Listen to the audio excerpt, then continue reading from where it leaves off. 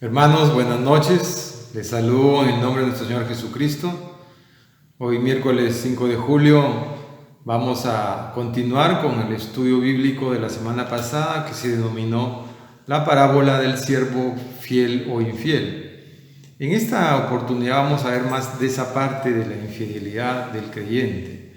Así que ahí en su casa ore un momento para poder continuar con este estudio y que el Señor otra vez esté con nosotros en lo que Él nos quiere decir, en lo urgente que Él quiere llamar nuestra atención acerca de esta porción de la palabra. Oremos.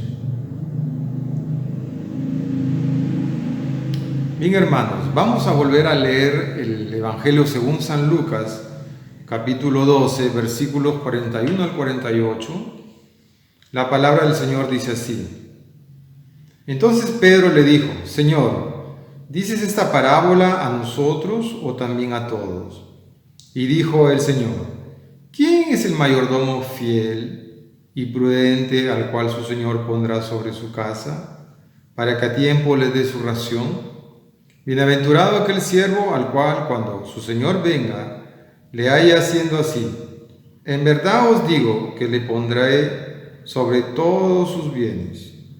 Mas si aquel siervo dijera en su corazón: mi Señor tarda en venir, y comenzare a golpear a los criados y a las criadas, y a comer y a beber y a embriagarse, vendrá el Señor de aquel siervo en día que éste no espera y a la hora que no sabe, y le castigará duramente y le pondrá con los gentiles. Aquel siervo que, conociendo la voluntad de su Señor, no se preparó ni hizo conforme a su voluntad, recibirá muchos azotes. Mas el que sin conocerle hizo cosas dignas de azotes, será azotado poco, porque a todo aquel a quien se le haya dado mucho, mucho se le demandará, y al que mucho se le haya confiado, más se le pedirá. Bien, hermanos, en la clase pasada nos quedamos justo en el versículo 46, explicando acerca de que la palabra griega que aparece sobre el castigar duramente, en realidad es la palabra dicotomía, que significa que el creyente será partido en dos. El ser humano, cuando esté ante el tribunal de Cristo, ante la presencia de nuestro Salvador, aquellos que sean encontrados infieles por criterio del Señor Jesucristo, dice que serán partidos en dos. Su espíritu será salvo por el mérito de Jesucristo, pero su cuerpo y su mente tendrán que ser sometidos a un tiempo de castigo, un duro castigo, porque no están aptos para entrar a reinar con el Señor Jesucristo. Entonces nos quedamos en esa porción tratando de entender por qué el Señor tiene que hacer esto. Porque recuerden que este mensaje es para creyentes, y yo sé que puede resultar un poco duro y puede ser hasta preocupante de que, teniendo una salvación gratuita tan grande que no la vamos a perder, si nosotros no tenemos cuidado, esta salvación tan grande como dice Pedro, entonces, hermanos, el Señor tiene sus criterios de evaluación para ver quiénes reinan con Él. Y es probable que si somos infieles, como este siervo que presenta la parábola, entonces tendremos que ser castigados duramente, partidos en dos. Partidos en dos. La esencia del ser humano será dividida. Nuestra mente y nuestro cuerpo, como lo conocemos ahora, como nos autopercibimos ahora, entonces tendrá que ser duramente castigado. Entonces vamos a ver otros sustentos acerca de esta porción de esta enseñanza, porque algunos consideran que esto no va a acontecer, pero la palabra es muy clara. Y esta porción, hermanos, del Evangelio tiene que ser clarificada para nuestra edificación, para nuestro propio conocimiento, hermanos. Así que vamos allí al Salmo 69, Salmo 89, versículos, vamos a leer los versículos 19, luego nos pasamos al 26 y al 37. Entonces dice así la palabra de Dios, Salmo 89, versículo 19, dice: entonces hablaste en visión a tu santo y dijiste, he puesto el socorro sobre uno que es poderoso, he exaltado a un escogido de mi pueblo. El mismo David está recibiendo una revelación mesiánica acerca de lo que Jesús iba a hacer con Jesucristo. Versículo 26, Él me clamará, mi Padre eres tú, mi Dios y la roca de mi salvación. Yo también le pondré por primogénito, el más excelso de los reyes de la tierra. Para siempre le conservaré mi misericordia y mi pacto será firme con él. Fíjense en esto, el pacto continúa firme. Versículo 29, pondré su descendencia para siempre y su trono como los días de los cielos. Si dejaren sus hijos mi ley, es decir, ¿quién deja la ley de Dios? ¿Quién infringe los mandatos de Dios? Pues hay algunos que van a infringir los mandatos de Dios. Hay personas salvas que no van a vivir como salvos, sino que van a infringir los mandatos que está dando aquí justamente el Señor, porque el Señor aquí está dando un mandato de ser fiel.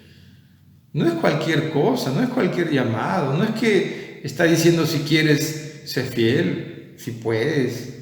Es un mandato, sé fiel, dice el Señor, sé prudente.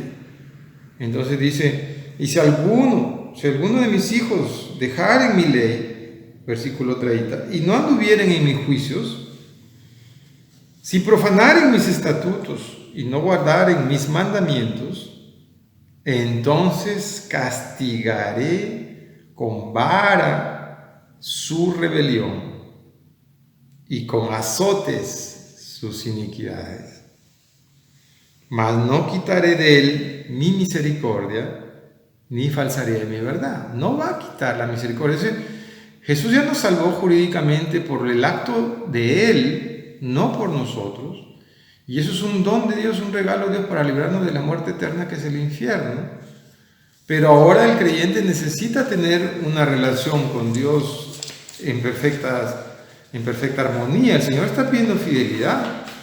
Entonces, el Señor está diciendo, pero si alguno no fuere fiel, si alguno quebrantare la ley, entonces yo le castigaré duramente con azotes, dice.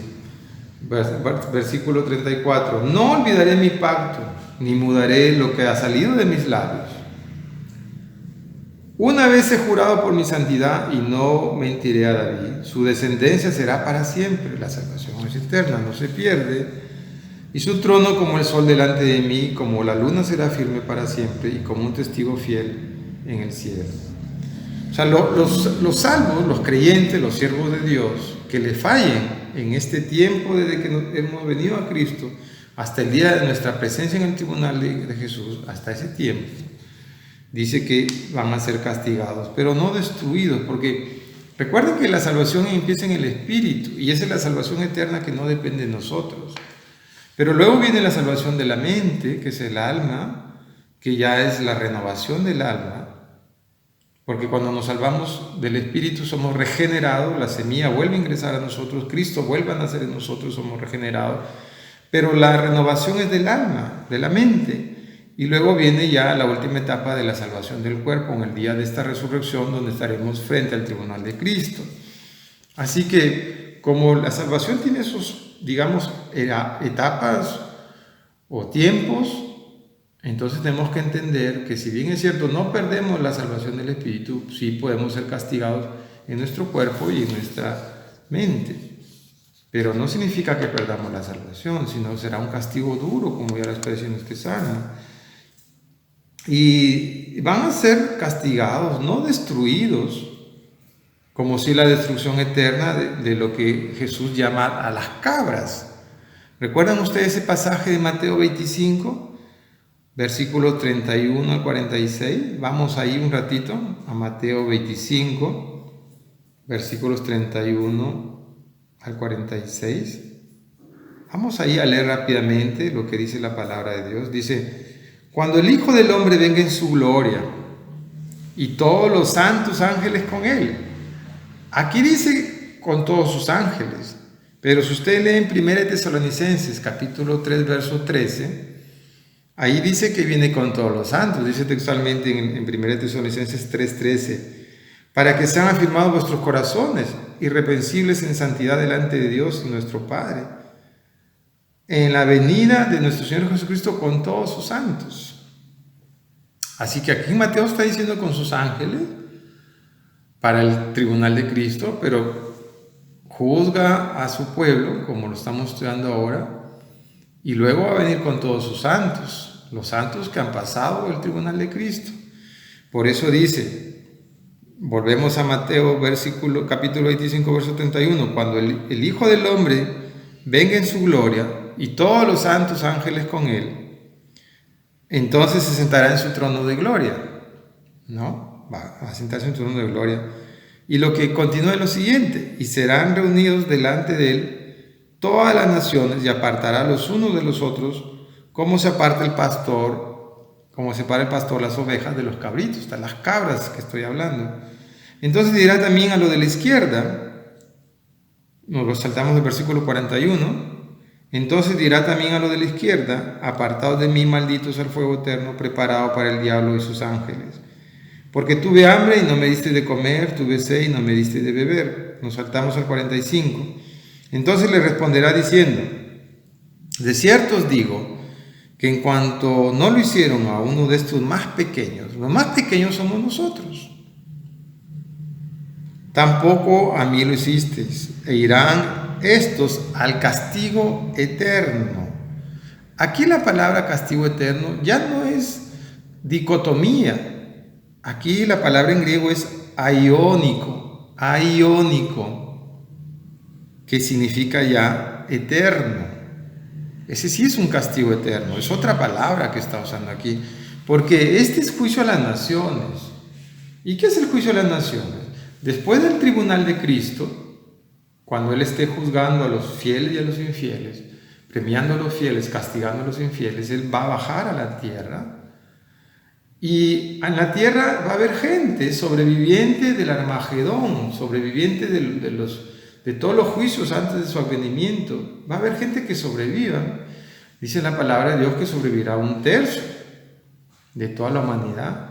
Después de la gran tribulación, solo 1/3 de la población mundial sobrevivirá. Esta gente está viva, es mortal, pero Jesús está ya regresando con los que resucitaron, los inmortales, los santos que han aprobado el tribunal de Cristo. Baja, se sienta y a esos sobrevivientes los empieza a juzgar.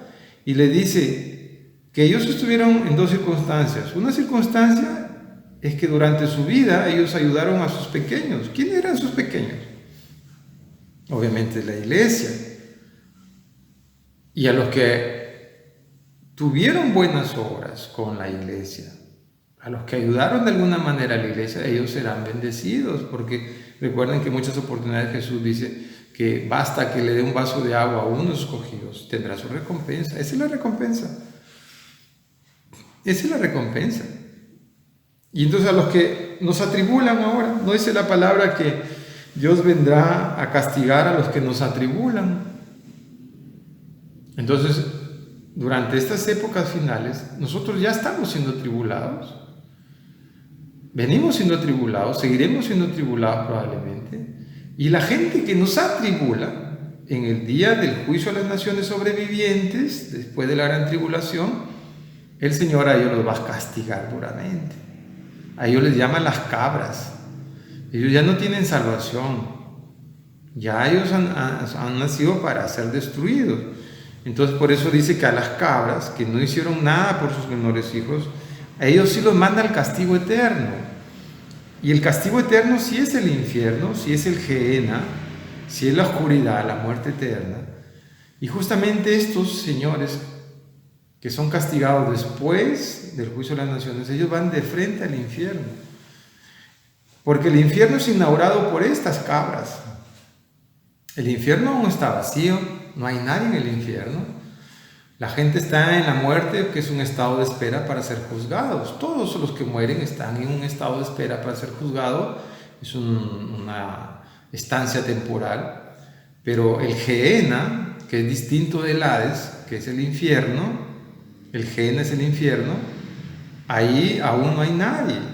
los primeros que inauguren el Gehenna, el infierno, serán las cabras, que son los que son juzgados por Cristo cuando Él venga con sus santos, y a ellos sí los va a mandar de frente, aiónico, dice el griego, de frente al castigo eterno.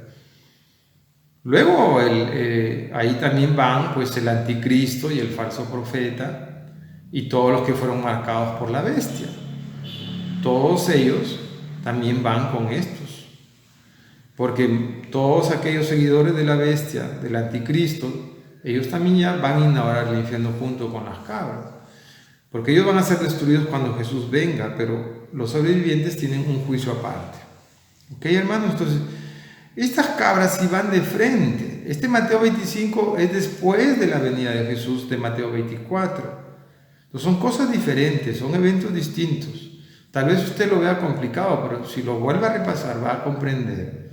Entonces, resurrección de los muertos, rapto de los que estén vivos, Señor baja con sus ángeles, se inaugura el tribunal de Cristo en los cielos, los fieles bajan con Cristo a reinar, los infieles se van a un castigo temporal, y cuando baja a la tierra, Él juzga a las naciones sobrevivientes que quedaron post-tribulación. A los que ayudaron a la iglesia les va a conceder vida durante el reinado de Cristo, pero siguen siendo mortales. Y a los que fueron perversos y atribularon a la iglesia, ellos se van de frente al infierno, junto con el falso profeta, el anticristo y los que fueron marcados por una bestia que ya los destruyó en su venida. Entonces toda esa gente inaugura el infierno y ellos sí se van a la destrucción total, a la muerte eterna. Pero estos de lo que estamos hablando nosotros, los siervos infieles, van a un castigo, están siendo castigados, porque no pueden entrar a reinar con Cristo, no pueden venir a reinar, porque hay algo en sus vidas que para el Señor no es aprobatorio. Entonces vamos a otro pasaje, vámonos también a 2 Tesalonicenses capítulo 2, verso 8 al 12, dice lo mismo, acerca de esto que estamos viendo últimamente, dice: entonces se manifestará aquel inicuo a quien el Señor matará con el espíritu de su boca y destruirá con el resplandor de su venida, la epifanía de la parusia, que es un solo evento. Inicuo cuyo avenimiento es por obra de Satanás, con gran poder y señales y prodigios mentirosos.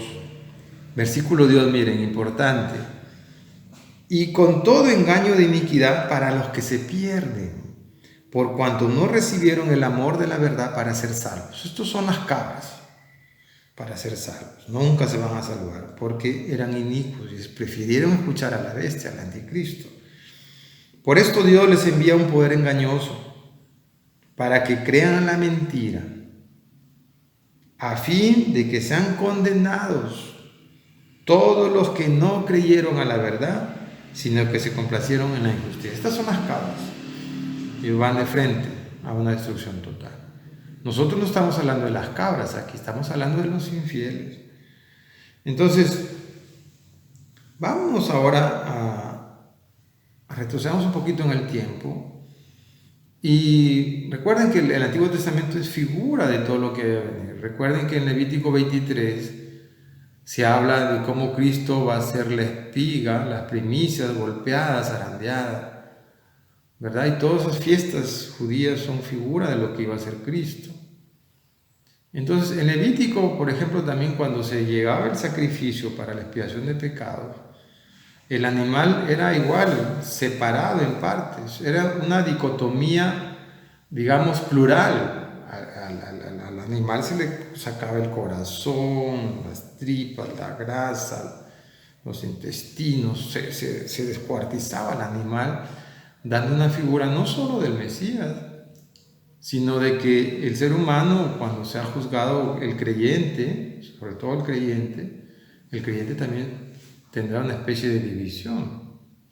No en la magnitud del animal que es totalmente descuartizado, sino en la magnitud de separar parte de su esencia, de su ser, de tal manera que reciba un castigo. Entonces esta figura de la dicotomía, del partir, está ya en Levítico. También vamos a ir a otros pasajes, vamos a buscar, hermanos, ahora. Regresemos al versículo 47 Mateo dice ahí, pues entonces ya estamos viendo de que el Señor castigará duramente, ¿verdad?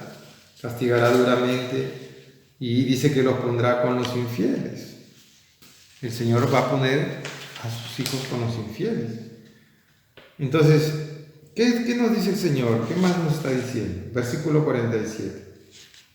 Aquel siervo que conociendo la voluntad de su Señor no se preparó ni hizo conforme a su voluntad recibirá muchos azotes. Entonces aquí habla de dos cosas. Dice que hay que prepararse, pero además hay que hacer. El Señor nos manda a ser fieles, tenemos que prepararnos para ser fieles. ¿No te quieres preparar para ser fiel? Entonces estás en desobediencia, pero no solo tienes que prepararte, también tienes que hacer las cosas que Dios nos manda en todo el Nuevo Testamento y en toda la figura del Antiguo Testamento. Hay muchas cosas que hacer por Dios. Entonces tenemos que prepararnos, hermanos. Y el Señor dice, prepárate y haz las cosas. Eso es lo que Él está diciendo. Entonces, miren lo que dice Proverbios capítulo 20, versos 26 al 30. ¿Qué dice? ¿Qué dice el Señor? Dice Proverbios 20, versículos 26 y versículo 30, dice: el rey sabio avienta a los impíos y sobre ellos hace rodar la rueda. Es decir, cuando Dios quiere castigar a alguien, lo va a hacer trabajar, lo va a poner a arar el molino, lo va a hacer sufrir, tienen que pagar su culpa. Versículo 30 dice: los azotes que hieren son medicina para el malo, y el castigo purifica el corazón. Qué curioso, hermanos, ¿verdad? Esta palabra de que el castigo nos purifica. Ciertamente en estos tiempos, con todo lo que nos acontece y en los próximos tiempos, hermanos, si nosotros no somos fieles, el Señor castiga, corrige a sus hijos. Y nosotros en estas alturas de la vida podemos entender que en efecto el castigo purifica el corazón, hermanos.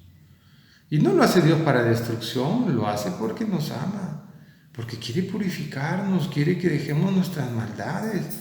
¿No dice la palabra de Dios que aún nuestras buenas obras son trapo de inmundicia? ¿Acaso el Señor no está preocupado para que nos santifiquemos? Dice la palabra que sin santidad nadie verá a Dios. Entonces el Señor nos trata, y cuando no queremos ser fieles, el Señor nos va a castigar, hermanos. Porque el sufrimiento nos purifica, eso lo dice la palabra de Dios. Veamos a Deuteronomio 25, versos 1 al 3, y aquí va a hablar de los azotes que estamos hablando. Deuteronomio 25, del 1 al 3, dice: si hubiera pleito entre algunos y acudieren al tribunal para que los jueces los juzguen, estos absolverán al justo y condenarán al culpable. Y si el delincuente mereciere ser azotado, entonces el juez le hará echar en tierra y le hará azotar en su presencia. Los azotes son delante del juez. Fíjense en esta figura. Cuando el creyente sea castigado, será frente a Cristo, porque Cristo es nuestro juez, es nuestro abogado, pero en el día del tribunal será el juez. Versículo: y le hará azotar en su presencia según su delito, será el número de azotes. O sea, más delito, más azotes. Se podrá dar 40 azotes. No más. No sea que si lo hirieren con muchos azotes, más que estos, se sienta tu hermano envilecido delante de sus ojos. En el tiempo judío, los judíos, cuando tenían que azotar al culpable, solo le daban 39 azotes, porque decían, por si acaso he contado mal, entonces 39 nomás, de repente se me pasó uno, porque no querían pasar ese número que estaba establecido como tope. Piense en su casa, ¿a quién castigaron con 40 azotes? Cristo nos ha sustituido de muchas cosas, pero si nosotros pisoteamos la salvación de Cristo, si nosotros no vivimos siendo fieles al Señor, entonces recibiremos lo que Él recibió por nosotros. Piensen en eso, hermano. Entonces aquí habla de los azotes ya en la antigüedad, en la figura del Antiguo Testamento, que es figura del Nuevo. Entonces aquí habla de los azotes. ¿Y cuál es la razón de ser azotados? Cuando hay culpabilidad, hermanos. Santiago capítulo 3, verso 1 dice: hermanos míos, No os hagáis maestros muchos de nosotros, sabiendo que recibiremos mayor condenación. ¿No? Cuando nosotros somos responsables y cometemos errores, recibiremos, hermanos, mayor condenación. ¿No? Entonces, fíjense nosotros que enseñamos, somos más responsables. Versículo 48 de Lucas 12, vamos a volver a leer ahí, dice, pasemos al versículo 48, pero el que sin conocerla hizo cosas dignas de azote, será azotado menos, poco, porque a todo aquel a quien se le haya dado mucho, mucho se le demandará. ¿Verdad? Entonces, ya hemos visto que el que es culpable, el creyente infiel, que es culpable por transgredir lo que Cristo está mandando, si es responsable para recibir muchos azotes. Pero ¿qué pasa con el que sin saber mucho o sin saber de repente esta porción de la palabra o de parte de la palabra, comete pecado, transgrede la norma de Dios? Él va a recibir azotes también a pesar de que es ignorante de lo que el Señor ordena. Porque no saber no nos exime de culpa. No nos exime de culpa. Levítico capítulo 5, versículo 17 al 18 dice. Levítico 5, 17 al 18 dice. Finalmente, si una persona pecare o hiciera alguna de todas aquellas cosas que por mandamiento de Jehová no se han de hacer, aún sin hacerlo a sabiendas, es culpable y llevará su pecado. Traerá pues al sacerdote para expiación, según tú lo estimes, un carnero sin defecto de los rebaños, y el sacerdote le hará expiación por el error que cometió por ignorancia y será perdonado. Hermanos, no saber a un creyente que no sepa todas las cosas del Señor no lo exime de culpa, igual será azotado, igual será aceptado, responsable. Requiere también ser castigado, menos, pero no lo exime de responsabilidad. No vayas a decir tú, no, como yo no sabía, ya me libré del azote. No, hermanos, también eres culpable y digno, pero de menos azotes. Tiene que haber, por lo tanto, en nuestros tiempos, el azote era para el culpable, pero en estos tiempos Jesús está esperando que nosotros nos arrepintamos. Si nosotros pecamos, ¿acaso Dios no es justo para perdonarnos? ¿Acaso Dios no nos lava con su sangre preciosa? ¿Por qué persistir en el pecado siendo creyentes? ¿Por qué insistir en tomar esa actitud sabiendo que la salvación es tan grande y sabiendo que Dios va a exigirnos responsabilidad? ¿Qué necesidad tiene, hermano, de tú siendo un ya creyente, vivir en pecado? En nuestros tiempos corresponde arrepentirnos, porque mejor es que nos discipline el Señor acá, que nos castigue acá, que nos castigue en el evento del tribunal de Cristo.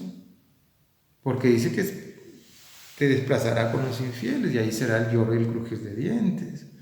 Entonces no tiene sentido, hermano, vivir en pecado siendo creyentes. Porque si tú persistes en vivir así, entonces serás azotado, serás castigado y no entrarás al reino a reinar con Cristo. No dice la palabra cuánto tiempo durará.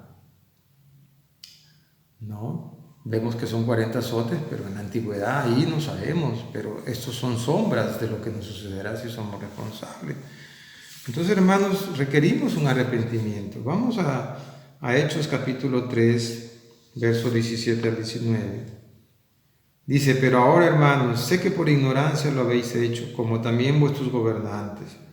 Pero Dios ha cumplido así lo que había antes anunciado por boca de todos sus profetas, que su Cristo había de padecer. Así que arrepentíos y convertíos, para que sean borrados vuestros pecados, para que vengan de la presencia del Señor tiempos de refrigerio. En 1 Timoteo 1, versículos 13 y siguiente, dice, Pablo habla de sí mismo, dice, habiendo yo sido antes blasfemo, perseguidor e injuriador, pero fui recibido a misericordia porque lo hice por ignorancia, en incredulidad, pero la gracia de nuestro Señor Jesús fue más abundante con la fe y el amor que es en Cristo Jesús. Entonces, hermanos, para terminar, el último versículo de Lucas 12, versículo 48 dice: al que más se le da, más se le exige. A quien más se le da, más se le exige.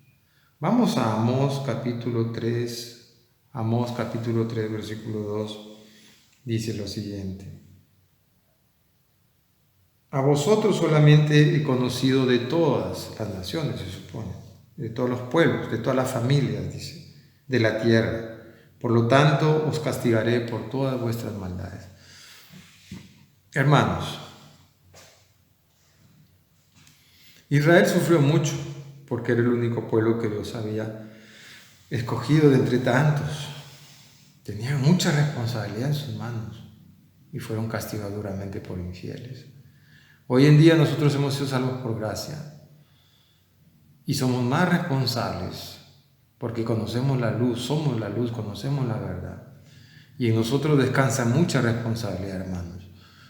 Si nosotros vamos a jugar a seguir siendo infieles a Cristo, por esa responsabilidad nosotros seremos más responsables. Dios te ha dado muchas cosas, muchas oportunidades, talentos. ¿Qué no te ha dado el Señor, hermano? ¿Qué no te ha dado? Es tiempo de que seas responsable, de un mayordomo fiel, prudente, que le sirva al Señor. Dios quiere encontrarte haciendo lo que Él anuncia en el Nuevo Testamento, lo que Él ha ordenado a la iglesia. Nos ha ordenado tantas cosas. Él quiere encontrarnos haciendo lo que nos ha dado. No vivamos una vida imprudente y una vida infiel, hermanos. Esta parábola está hecha para creyentes, para que reflexionemos acerca de quiénes somos ahora, hermano. ¿Quiénes somos ahora? ¿Que necesitamos estar siendo todo el tiempo disciplinados, castigados para ser fieles al Señor? ¿O vamos a esperar estar en su presencia para que nos castigue duramente allá? No, hermanos. Seámosle fieles ahora, en este tiempo. Es tiempo de volver al Señor. Todo lo que esa tribulación en nuestras vidas es para nuestra purificación. Entiende, hermano, y quédese con esta palabra. Entonces vamos a dar gracias a Dios, orar para que el Señor nos ayude a comprender esta parábola tan rica para nosotros. Señor Padre, te damos gracias por este tiempo.